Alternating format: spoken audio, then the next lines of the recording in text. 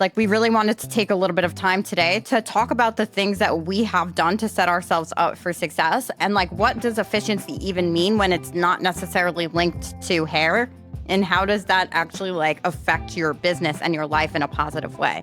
Because I don't want people to think that what we mean by efficiency is that we're just like speeding through life and not like taking it in and enjoying it. There are, when it comes to running a business, when it comes to our work life, there are things that we do that are really tedious that we should be doing because they help grow our business. They can be a little bit time consuming, but how can we like make them take up less time? So I want to tell you, like, this is something that I'm geeked over. Like, I obsess over stuff like this. I'm an efficiency machine. At least that's my goal. So I even told Jackie before this, I was like, I just want you to know that I made 23 social media posts this morning in an hour.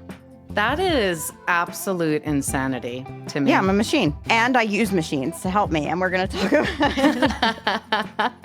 I'm a machine who uses other robot machines to be the most efficient person on the planet. Well, I'm working on it. That's my goal, because I want to be able to have like 50 hours worth of output in like the shortest amount of time possible, both behind the chair and in business in general. Here are the things that I do. I have ADHD, so I'm setting myself up for success every single freaking morning. I have to. Number one, I'm always time blocked. So like the night before, I'm always scheduling my day, what it's gonna look like tomorrow, my tasks next to it. Every task falls into a time block. And in that side of those time blocks, I'm only focused on the tasks that align with it. So like if it's emails, I'm only doing emails in that time slot. I will basically set a Pomodoro timer, which I have already talked about on this podcast before, but I'll set my Pomodoro timer, which literally you can just use on the internet for free, a tomato timer, and I set it for 25 minutes, and I'm just maximum focus. I'll put the binaural beats on in my ears.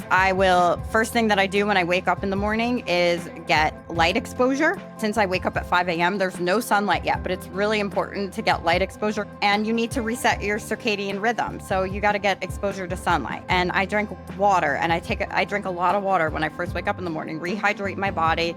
Caffeine, I take some nootropics. I make sure that I get movement as soon as I can in the mornings, like movement as far as like exercise goes, and get my heart rate up a little bit. And then I focus. Like I focus hard just on what I'm doing, and I work through my time blocks. One of the things that I'm able to do with that, so besides using my Pomodoro timer, which is huge, because the human brain can't really focus for long periods of time. Like, people have told you can be a multitasker.